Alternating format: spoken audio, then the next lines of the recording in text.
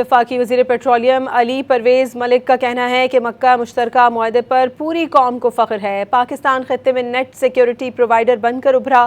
لاہور میں میڈیا سے گفتگو میں انہوں نے کہا کہ ایران جنگ کی وجہ سے معاشی چیلنجز کا سامنا رہا، لیکن پاکستان میں پیٹرولیم مصنوعات کی قلت نہیں ہوئی۔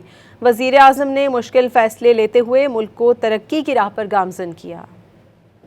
مکہ معاہدہ ہوا ہے سعودی عربیہ، پاکستان اور ترکیہ کے درمیان، سب کو اس پہ یقینی طور پہ فخر ہے۔ پاکستان اب اس خطے کے اندر ایک نیٹ سیکیورٹی پرووائیڈر کی شکل کے اندر آگے آیا ہے، جو خطے کے اندر امن اور تحفظ کا ضامن ہوگا۔